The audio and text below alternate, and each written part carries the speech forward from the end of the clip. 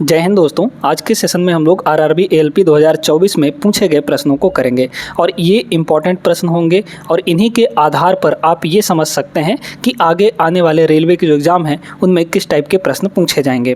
पहला सवाल देखिएगा, बहुत बढ़िया सवाल है, पूरे क्लास में अंत तक बने रहिएगा और इन सारे सवालों को करने का सबसे बेस्ट मेथड हम आपको बताएंगे जिससे आप 10 सेकंड के अंदर इन सवालों को बना पाएंगे। पहला सवाल बहुत ही आसान सा प्रश्न है जो कि मोड, मीडियन और मीन से दिया गया है। इसका फॉर्मूला अगर आपको पता है तो ये सवाल आराम से बन जाएगा, ठीक ना।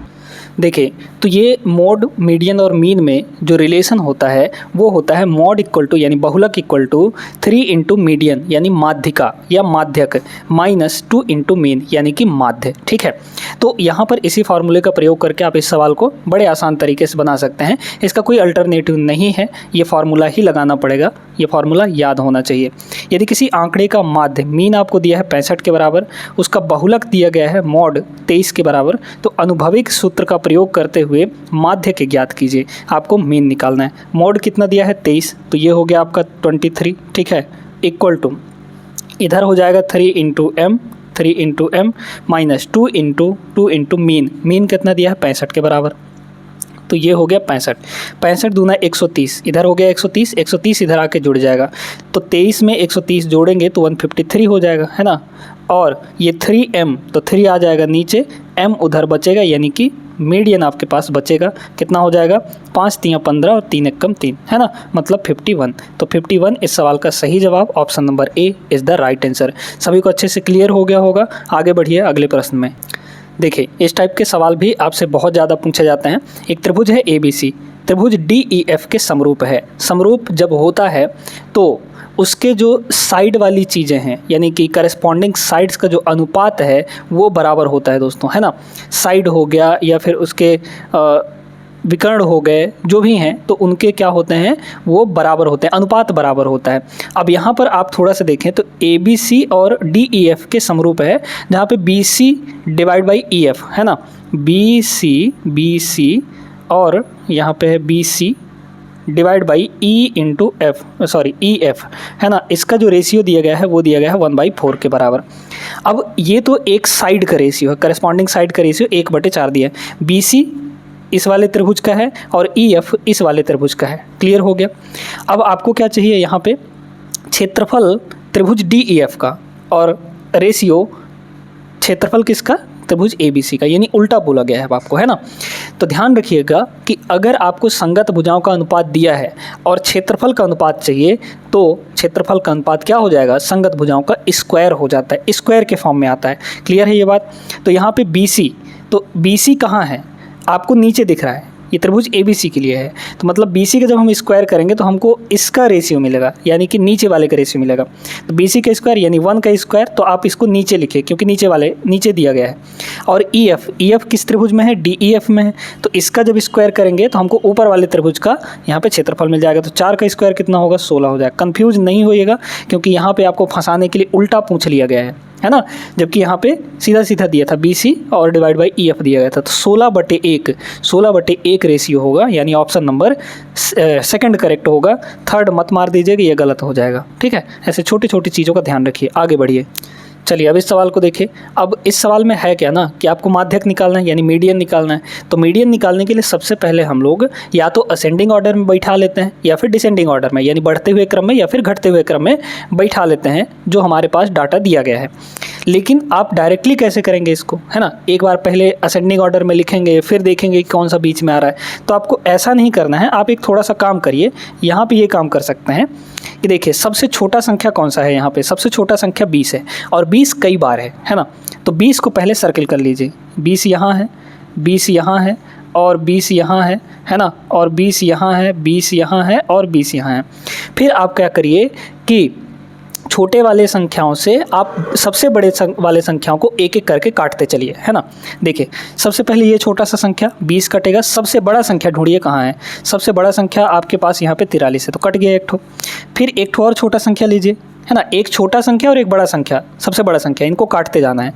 तो 20, इस 20 से कौन सा फिर बड़ा है यहाँ पर 42 है। फिर एक और छोटा संख्या लीजिए तो एक और उससे बड़ा संख्या मिल जाएगा, मतलब कि 41 मिल जाएगा। फिर एक यहाँ पे 20 कटेगा तो फिर 41 से छोटा और कौन है, यहाँ पे 35 है, ठीक है। फिर यहाँ पे एक 20 और कटेगा तो इससे भी छोटा और कौन है, 32 है। फिर एक 20 और कटेगा तो 32 से छोटा एक 31 है ना। फिर यहाँ पे 20 के बाद अब कौन सा छोटा बचा, यहाँ पे 23 बचा, तो यहाँ पे 31 से छोटा और कौन होगा, यहाँ पे 30 हो जाएगा। बस एक ही संख्या लास्ट में बचा है, यही आपका मीडियन हो जाएगा, यानी option number A is the right answer. अगर दोस्तों आपके पास ऐसे काटते काटते बीच में दो संख्याएं बचती तो दो संख्याएं तो कटेंगी नहीं, है ना। तो जब दो संख्याएं बचती हैं, बीच में अगर दो संख्याएं बच जाएं तो दोनों का जोड़ के और डिवाइड बाई 2 कर देना है, यानी दोनों का मीन ले लेना है, वही आपका मीडियन हो जाएगा। मतलब दोनों को जोड़ के डिवाइड बाई 2 कर देंगे तो आपका मीडियन आ जाएगा। अगर बीच में दो संख्याएं बचती हैं तो, एक ही संख्या बचा है तो कोई दिक्कत नहीं है, वही आपका आंसर हो जाएगा। क्लियर है, कॉन्सेप्ट समझ में आ गया। आगे चलिए, अब देखिए इस सवाल को, बहुत बढ़िया सा सवाल है। आप इसको चाहें तो डायरेक्ट भी कर सकते हैं, लेकिन हम आपको अच्छे से समझाएंगे, कोई दिक्कत लेने वाली बात नहीं है। साधारण ब्याज पर ऋण पर दी गई कोई धनराशि 4 वर्षों में स्वयं की 7/5 हो जाती है। इस 7/5 का मतलब समझिए, 7/5 का मतलब क्या है। स्वयं की बोला है यानी कोई राशि है, कोई मूलधन है ना।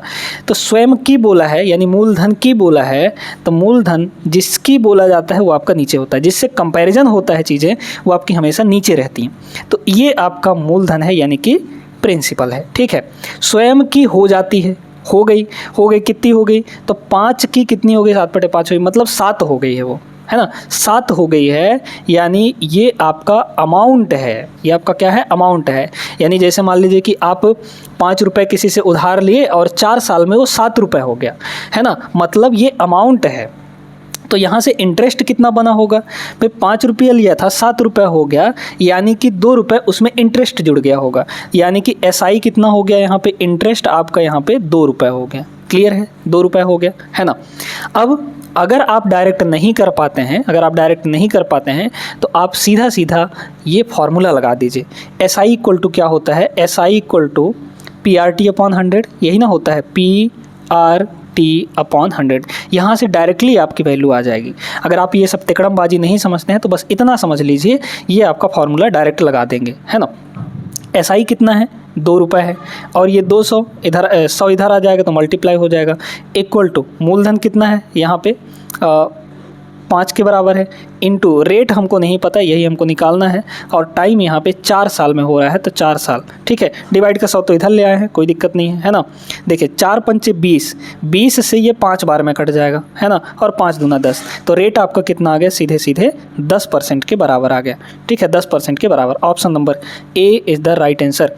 डायरेक्ट करेंगे तो कैसे करेंगे, देखिएगा 2 रुपये का ब्याज मिल रहा है ना, 2 रुपये का ब्याज मिल रहा है किस पर, मूलधन पर, यानी कि 5 पर मिल रहा है, ठीक है।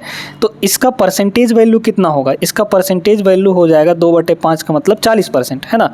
ये 40% जो है 4 साल में मिल रहा है, 40% ब्याज जो है 4 साल में मिल रहा है, क्योंकि साधारण ब्याज में हर साल का ब्याज बराबर होता है। तो जब 4 साल में 40% का ब्याज मिल रहा है तो 1 साल में कितने का मिलेगा भाई, रेट क्या होता है, 1 साल का ब्याज होता है, तो 1 साल का निकाल लीजिए, 4 साल में 40% तो डिवाइड बाई 4 कर दीजिए, मतलब 10% आ जाएगा। तो यहाँ से भी आपका डायरेक्टली निकल गया। क्लियर है, सभी को अच्छे समझ में आ गया होगा। आगे बढ़िए अगले प्रश्न में। अब देखिए इस सवाल को, ये भी सिंपल सा ही सवाल है, ज़्यादा कठिन नहीं है, इसमें भी सिर्फ 10 सेकंड ही लगाना है आपको। यदि किसी संख्या के 60% को 120 में जोड़ा जाए तो परिणाम स्वरूप वही संख्या प्राप्त होती है। संख्या कितनी होती है, 100%, ठीक है। तो 100% किसी संख्या का 60%, तो 100% का 60% कितना होगा, 60% होगा। इस 60% में, है ना, 120 अगर जोड़ा जाए, 120 अगर जोड़ा जाए, सॉरी 120 ही एक्चुअल वैल्यू है ना, 120 जोड़ा जाए तो परिणाम स्वरूप वही संख्या प्राप्त होती है। वही संख्या का मतलब 100% प्राप्त होती है ना। तो यहाँ से ये कितना आ जाएगा, 60 उधर चला जाएगा तो 100 - 60 यानी कि 40%, तो 40% की वैल्यू यहाँ पर कितनी आ गई, 120 के बराबर। क्लियर है सभी को। अब क्या बोला है, उसी संख्या का 60% निकालना है। तो भाई बताइए यहाँ पे 1% की वैल्यू कितनी होगी, 1% की वैल्यू 3 हो जाएगा, है ना भाई, 0 से 0 कटा, 4 3 12 हो जाएगा, है ना। तो 1% की वैल्यू 3 हो गई। 60% निकालना है, उसी संख्या का 60%, तो 60% होगा। 1% की वैल्यू 3 है तो 60% की वैल्यू कितनी हो जाएगी, 60% की वैल्यू 3 गुणा के 60, है ना, 3 गुणे 60 यानी कि 180। ऑप्शन नंबर सी करेक्ट होगा। क्लियर है सभी को। आगे चलिए अगले प्रश्न में। अभी आपके सामने एक रेकरिंग वाला सवाल है और इस टाइप के सवाल हर एक शिफ्ट में देखा गया है, पूछा ही जाता है, तो इनको ज़रूर कर लीजिएगा। बहुत आसान होते हैं।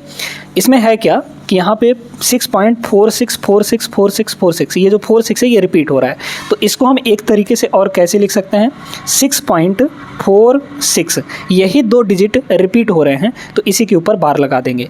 जो डिजिट रिपीट होता है उसके ऊपर बार लगा देते हैं। अब इसको हमको किस में बदलना है, भिन्नात्मक रूप में बदलना है। अब चूंकि जो रेकरिंग वाले होते हैं दोस्तों, ये हमेशा ध्यान रखिएगा कि ये एक रेशनल नंबर होते हैं और इनको P/Q फॉर्म में बदला जा सकता है, तो मतलब हम इसको बदल सकते हैं, है ना। कैसे बदलेंगे सुनिएगा। आप सबसे पहले बार और पॉइंट दोनों हटाकर जैसा है संख्या वैसा लिख दीजिए, है ना। तो बार और पॉइंट हटाएंगे तो 646 बन जाएगा। अब इसमें से आपको माइनस करना है कौन सी चीज़, जिस पर बार नहीं लगा होगा, चाहे वो शुरू वाली संख्या हो, पॉइंट के बाद पहले वाली या पॉइंट के बाद वाली। अगर उस संख्या पर बार नहीं लगा है तो उसको हम लोग माइनस कर देंगे, यानी 6 पर बार नहीं लगा है तो 6 को माइनस कर देंगे। अभी एक सवाल हम और करवाएंगे ऐसा ही, जिससे आपको क्लियर हो जाएगा, ठीक है। माइनस कर दिए। अब डिवाइड में आपको क्या करना है ये सुनिए। डिवाइड में सिर्फ और सिर्फ आपको पॉइंट के बाद देखना है, इस डेसिमल के बाद देखिए। डेसिमल के बाद जितने अंक पर बार लगा है उतने 9 लिख दीजिए। 2 अंक पे बार लगा है तो 2 गो यहाँ पे 9 लिख दिए। क्या कोई ऐसा संख्या है जिस पे बार नहीं लगा है पॉइंट के बाद? नहीं है। अगर कोई ऐसा संख्या होता है जिस पे पॉइंट के बाद बार नहीं लगा हो तो उसके बदले हम 0 लिख देते हैं। क्लियर है। जितने अंकों पर बार नहीं लगा होगा उसके बदले 0 लिखेंगे और जितने अंकों पर बार लगा होगा उसके बदले 9 लिख देंगे। 2 अंक पर बार नहीं लगा इसलिए 2 को 9 लिख दिए। बस आ गया आंसर। यहाँ पे 640 ऊपर हो जाएगा 640 डिवाइड बाई 99। तो 640 divide by 99 option number A correct होगा। ऐसा ही एक सवाल और करवाते हैं। जैसे देखिए आपके पास ये लिखा है 5.2 3 और 1 और 3 1 पे बार लगा हुआ है, ठीक है। तो कैसे करेंगे, पहले पॉइंट बार हटा के सब कुछ लिखिए। तो 5 2 3 1 इसमें से माइनस किसको करना है, जिस पर बार नहीं लगा होगा। 5 2 पे बार नहीं लगा है तो 5 और 2 पे माइनस कर देंगे। डिवाइड में आपको क्या करना है, पॉइंट के बाद जितने अंक पे बार उतने 9। 2 अंक पे बार यानी 2 का 9। 1 अंक पे बार नहीं है तो 1 0। बस इसको घटाएंगे तो आपका आंसर आ जाएगा, ठीक है। मैं देखिए ना, यहाँ पे 11 में से 2 गया ये हो गया 9 और 12 में से 5 गया ये हो गया 7 और यहाँ पे हो गया 51। 51 79 और डिवाइड बाई 990 ये आपका सही जवाब हो जाएगा। तो दोनों तरीके के सवाल हम करवा दिए हैं, आपको अच्छे से क्लियर हो गया होगा। वीडियो ज़रूर लाइक कर दीजिएगा। आगे चलते हैं क्वेश्चन नंबर 7 पे। देखिए दोस्तों, ये जो बेईमान दुकानदार वाले सवाल होते हैं ना, इनको बनाने के एक बहुत आसान सा कॉन्सेप्ट है। ये कॉन्सेप्ट हम अपने पिछले क्लासेस में करवाए भी हैं, जहाँ पर प्रॉफिट लॉस पढ़ा रहे थे वहाँ पे करवाए भी हैं, ठीक है। और उसी कॉन्सेप्ट से ये सवाल पूछा गया है। देखिएगा, इस टाइप के सवालों में आपको सिर्फ CP और SP का रेशियो बनाना होता है और कुछ नहीं, है ना। जितने का खरीदा है उतने में ही बेचने का दिखावा करता है, ठीक है। तो यहाँ पर CP और SP का सबसे पहले रेशियो बनाइए। बहुत आसान तरीका बता रहे हैं, ऐसे सारे सवालों को लगाए जा सकते हैं जो बेईमान दुकानदार वाले सवाल होते हैं, ठीक है।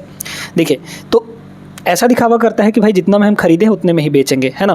तो मान लीजिए कि 1 रुपये में खरीदा है तो 1 के में बेचेगा, ठीक है। CP और SP बराबर हो गए, कॉस्ट प्राइस सेलिंग प्राइस बराबर हो गए। हालांकि वह गलत भार का प्रयोग करता है जिस पर 200 ग्राम लिखा होता है ना।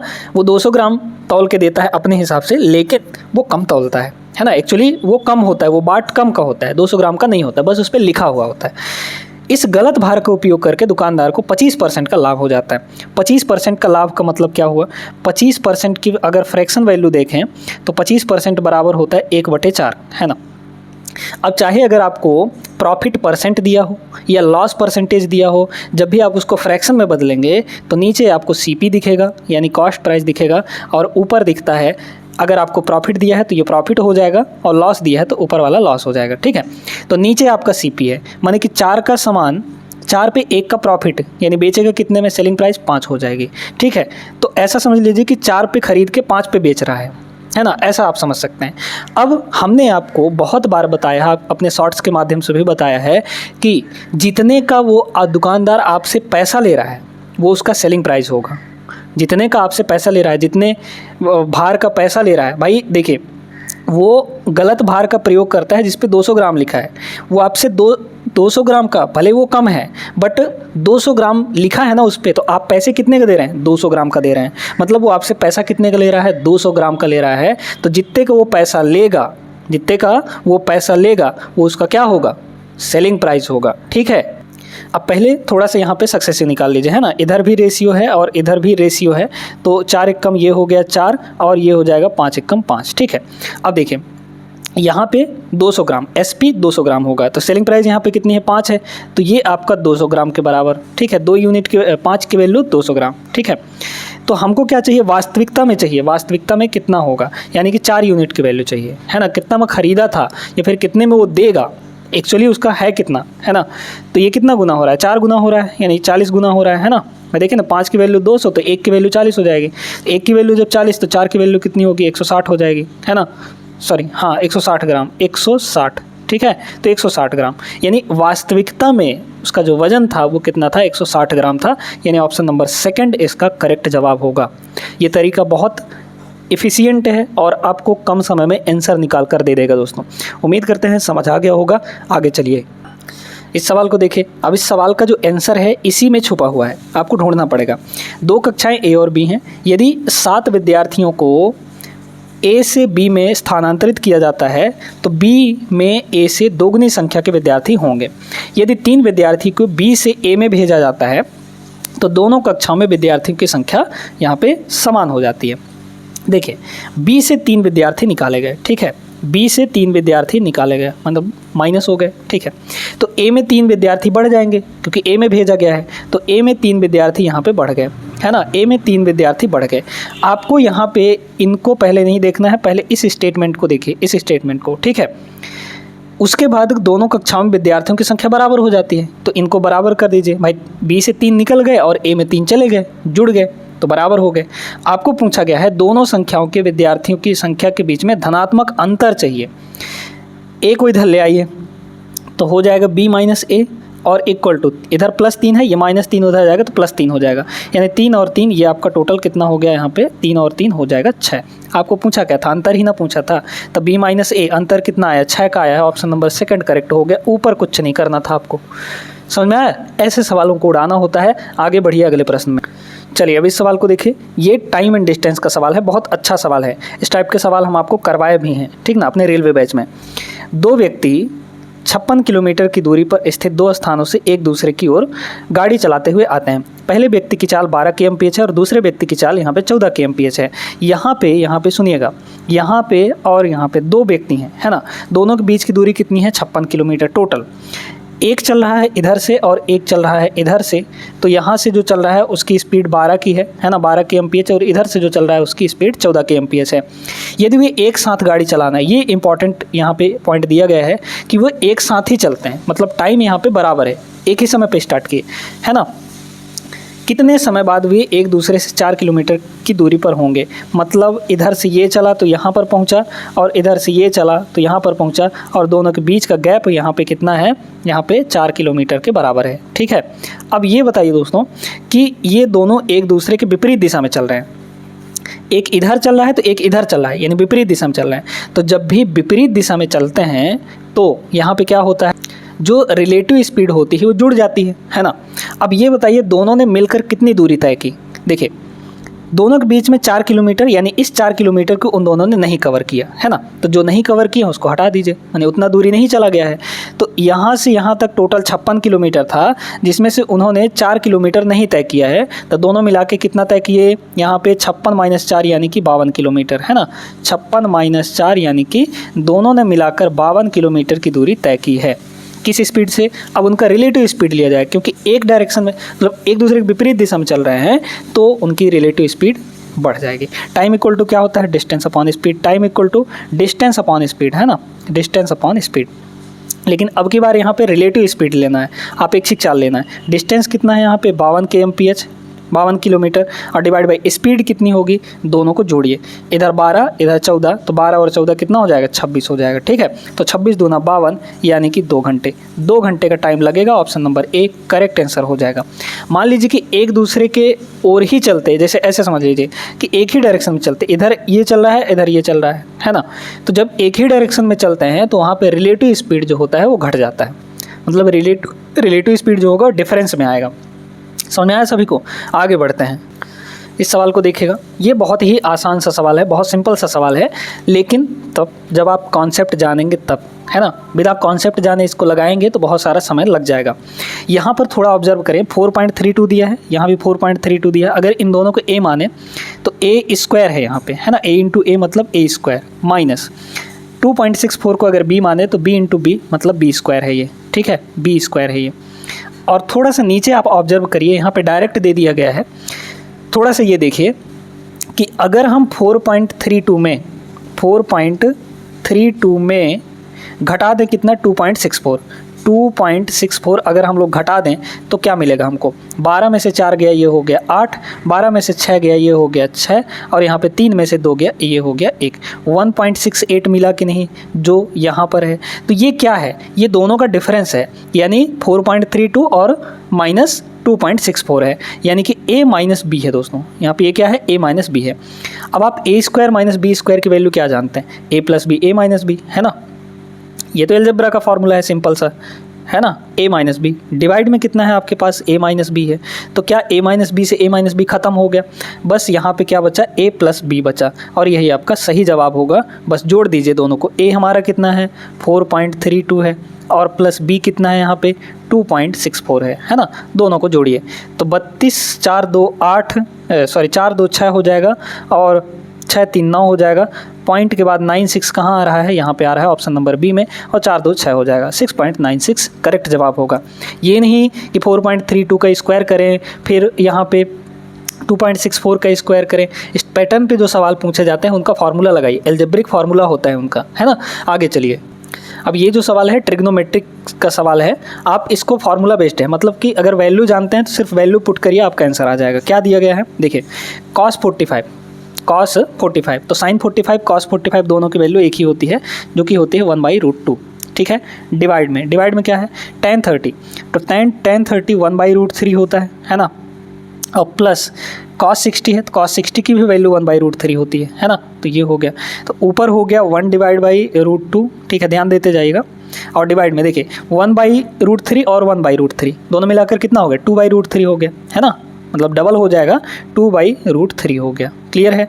अच्छा, अब इसमें हम लोग क्या करते हैं, √3 को ऊपर ले जाते हैं, है ना, तो मतलब ये ऐसे हो जाएगा 1/√2 यहाँ पे 1/√2 और इनटू ये उल्टा हो जाएगा, जब मल्टीप्लाई होगा तो उल्टा हो जाएगा, यानी कि √3 डिवाइड बाई 2 आ जाएगा। नीचे 2√2, √3 divide by 2√2, option number b correct answer हो जाएगा। समझ में आया ना। आगे चलिए, अब इस सवाल में दोस्तों सिर्फ और सिर्फ 1 सेकंड लगना था, 1 सेकंड वाला ये सवाल है। इतना आसान सवाल है ना, आप कहने के लिए मत पूछिए, मतलब कुछ भी नहीं है इस सवाल में। इस सवाल में कुछ भी नहीं है। आपको x और y का रेशियो दिया है, x कितना है यहाँ पे 8 है और y यहाँ पे 3 है। x प्लस वाई और x माइनस वाई की रेशियो चाहिए। x प्लस वाई यानी x की वैल्यू 8 और y की value 3, 8 plus 3 11, x plus y कितना आ गया 11 आ गया। रेशियो x माइनस वाई यानी 8 माइनस 3 जो कि 5 के बराबर होगा, 11 और 5, ऑप्शन नंबर सी। और सिर्फ आप इतना देखकर टिक कर सकते थे कि x प्लस वाई है तो 8 प्लस 3 11, 11 शुरू में यहीं पर आ रहा है, यही आपका करेक्ट जवाब हो जाएगा। 1 सेकंड, इतने आसान से सवाल, कुछ ऐसे सवाल हैं जो हद से ज़्यादा आसान हैं, इतने आसान पूछे गए हैं, ठीक है ना। आगे चलते हैं प्रश्न नंबर 14 पे। चलिए इस सवाल को देखिए, है तो थोड़ा कठिन सा सवाल, बट आप इसको समझ पाएंगे तो बहुत आसान लगेगा। क्या है इसमें, यदि एक घन सेंटीमीटर संगमरमर का भार यहाँ पे 25 ग्राम है, ठीक है, मतलब कुछ ऐसे दिया है 1 सेंटीमीटर क्यूब का जो भार है वो कितना दिया गया है, 25 ग्राम के बराबर दिया गया है। ये चीज़ समझना पड़ेगा आपको। 28 सेंटीमीटर चौड़े और 5 सेंटीमीटर मोटे संगमरमर के एक ब्लॉक का भार टोटल यहाँ पे 112 किलोग्राम है। ब्लॉक की लंबाई कितनी होगी। अब ब्लॉक कैसा होगा, क्यूबॉइडल है, क्योंकि लंबाई, चौड़ाई और ऊंचाई दी गई है। लंबाई आपको पूछा है, चौड़ाई और ऊंचाई दी गई है ना, जो कि मोटाई है ना, ऊंचाई मतलब मोटाई, ठीक है। तो अब उसका भी आयतन आप निकालिए, ठीक है, क्योंकि 1 सेंटीमीटर क्यूब का भार 25 ग्राम है। यहाँ पे ये आयतन ही है, आपको समझना पड़ेगा, ये आयतन ही है ना। तो अब उस ब्लॉक का आयतन निकालिए। तो बताइए हमारे पास टोटल कितना निकालना है। 1 सेंटीमीटर क्यूब के 25 ग्राम है, तो हमारे पास टोटल कितना सेंटीमीटर होगा। लंबाई नहीं पता, क्यूब का आयतन क्या होता है, क्यूबाइड का आयतन लेंथ इंटू ब्रेड्थ, चौड़ाई कितना है यहाँ पे 28, लेंथ इंटू ब्रेड्थ जो कि चौड़ाई हो जाएगा, चौड़ाई इंटू ऊंचाई, ऊंचाई यहाँ पे 5 है, ये हो गया। तो इतने सेंटीमीटर का ठीक है। 1 सेंटीमीटर का यहाँ पे 25 ग्राम दिया है, तो इतने सेंटीमीटर का कितना हो जाएगा, इतने सेंटीमीटर क्यूब का यहाँ पे इसमें 25 से और मल्टीप्लाई कर देंगे, तब जाके ये टोटल कितना हो जा रहा है, यहाँ पे 112 हो जा रहा है। लेकिन एक चीज़ और ध्यान दीजिएगा, ये आपका ग्राम में है लेकिन ये आपका किलोग्राम में है, तो इसको भी ग्राम में बदलिए। ग्राम में बदलने के लिए 1000 से मल्टीप्लाई कर दीजिए, ठीक है। क्लियर हो गया? सुनिए सब पहले एक बार और समझिए। 1 सेंटीमीटर क्यूब का भार इतना था, हमारे पास टोटल इतना सेंटीमीटर क्यूब आया, तो एक का जब इतना है तो इतने का कितना हो जाएगा, उसमें 25 से और मल्टीप्लाई कर देंगे, तो जाके ये टोटल बना कितना, यहाँ पे 112 किलोग्राम का बना। क्लियर है? अब यहाँ से निकाल लीजिए, ठीक है। काट कूट के आंसर निकालेंगे हम लोग। पहले तो 25 से इसको काटेंगे, ये हो जाएगा 40, है ना, 40 हो जाएगा। और यहाँ पे 28 चौके, ठीक है, ये 4 बार में आपका कट जाएगा, 28 चौके यहाँ पे इतना हो जाएगा। क्लियर है सभी को? अब और काट दीजिए, यहाँ पे ये हो जाएगा 5 अट्ठे 40, है ना, 5 से ये 8 बार में कट जाएगा, 4/8, ठीक है। 4/8 नहीं होगा क्योंकि ये दोनों तो मल्टीप्लाई में ही है ना। तो लेंथ आपका यहाँ से कितना हो गया, 4 और 8 का मल्टीप्लाई यानी कि 32 सेंटीमीटर। तो 32 सेंटीमीटर इसका सही जवाब, option number 4 is the right answer. Clear है सभी को? आगे बढ़िए, एक सवाल और करते हैं। देखिए, ये जो इनकम, बचत और एक्सपेंडिचर खर्च वाला सवाल है, ये हर एक एग्ज़ाम में पूछा जाता है। मतलब रेलवे का कैसा ऐसा कोई एग्ज़ाम नहीं है जिसमें ये पैटर्न ना पूछा जाता हो। एक सवाल तो देखने के लिए मिलता ही मिलता है ये वाला, ठीक है। तो देखिए, इसमें क्या है, एक व्यक्ति अपनी मासिक आय का 30% बचाता है। यदि उसकी मासिक आय में 20% की वृद्धि हो जाती है तो वह पिछली बचत से 20% अधिक बचाता है। उसके व्यय में हुई प्रतिशत वृद्धि, इसको बड़े ध्यान से समझिए, ऐसे समझिए। देखिए दोस्तों, आप जानते हैं कि जो इनकम होता है वो इनकम होता है एक्सपेंस यानी खर्च और प्लस यहाँ पे सेविंग के बराबर होता है, ये चीज़ तो जानते हैं। मान लीजिए कि 100% कमाता है जिसमें 30% यहाँ पे बचा लेता है, तो आप सिर्फ ऐसे देखिए, एक्सपेंडिचर, सेविंग और यहाँ पे इनकम, है ना। तो यहाँ पे क्या कह रहा है कि उसकी मासिक आय 30% बचा लेता है, मतलब 100% इनकम किया तो 30% बचा लिया। तो मान लीजिए कि उसकी इनकम 100 रुपये है, इनकम कितनी है इसकी, 100 रुपये है, 100 में 30% बचा लिया, यानी सेव कितना कर लिया, 30 रुपये कर लिया। तो जब सेव 30 कर लिया यानी कि 70 उसने खर्च किया होगा, ठीक है, तब तो ये दोनों मिलाकर 100 रुपये होगा। यदि उसकी मासिक आय में 20% की वृद्धि हो जाए, मासिक आय यानी कि 100 में यहाँ पे 20% की वृद्धि करेंगे तो कितना हो जाएगा, ये 120 हो जाएगा। भाई 100 में 20% बढ़ाएंगे तो 120 हो जाएगा, है ना। तो वह पिछली बचत से 20% अधिक बचाता है। बताइए, बचत पहले 30 रुपये हो रहा था, अब 20% अधिक होगा, तो ये नहीं कि 30 में 20 जोड़ दें, ऐसा नहीं करना है क्योंकि ये परसेंटेज में है ना। तो 30 में 20%, तो पहले 30 का 20% निकालिए। 30 का 20% कितना होगा, 30 का 20% यानी कि 6 रुपये आ जाएगा, है ना। तो 6 वो ज़्यादा बचा रहा है ना। तो पहले 30 बचाता था, अब 6 ज़्यादा बचाएगा, यानी कि 30 + 6 मतलब 36 बचा रहा होगा। 120 में वो 36 बचा रहा है, यानी खर्च कितना किया, 120 - 36 कर दीजिए, तो यहाँ पे कितना हो जाएगा, ये हो जाएगा 4 और यहाँ पे 11 में से 3 गया, ये हो जाएगा 8, मतलब 84 रुपये उसने यहाँ पे क्या किया, 84 रुपये वो बचा रहा, खर्च कर रहा है। उसके व्यय में कितनी प्रतिशत की वृद्धि हुई, पहले वो खर्च कर रहा था, व्यय कर रहा था 70 रुपये, अब व्यय कर रहा है 84 रुपये। कितना वृद्धि हुआ है, यहाँ से यहाँ देख लीजिए, 14 रुपये वो ज़्यादा खर्च कर रहा है, ठीक है, 14 रुपये ज़्यादा। ये सेम सवाल दोस्तों, सेम सवाल हमने अपने शॉर्ट्स में भी करवाए हैं, हमने अपने जो वहाँ पे चल रहा है उसमें भी करवाए हैं, रेलवे बैच में भी करवाए हैं, है ना। सेम टू सेम सवाल, यही डाटा था, यही सब कुछ था। क्लियर है? अब देखिए, तो बचा रहा है, किससे बचा रहा है, इनिशियल वैल्यू कितनी है यहाँ पे, 70 है, तो कितना आ गया यहाँ पे 1/5, और 1/5 को अगर हम परसेंटेज में बदलते हैं तो कितना हो जाएगा, 20% के बराबर, है ना भाई। 14 × 14, 14 × 5 70 और यहाँ पे 20%, तो 20% इसका करेक्ट जवाब होगा, option number 2 is the right answer. तो आज की क्लास में बस इतना ही दोस्तों। हमने 15 सवाल किए हैं जो कि RRB ALP 2024 के एग्ज़ाम में पूछे गए थे, और इन सभी सवालों की प्रैक्टिस आप अच्छे से कर लीजिएगा। आगे आने वाले परीक्षाओं में ये सवाल देखने को मिल सकते हैं आपके। ऐसे ही सवाल, ये सवाल तो नहीं, ऐसे ही इसी टाइप के सवाल आपके परीक्षा में पूछे जा सकते हैं। आज के ये सेशन कैसा लगा आप लोग सभी कॉमेंट करके ज़रूर बताइएगा। मिलते हैं नेक्स्ट क्लास में, तब तक के लिए जय हिंद।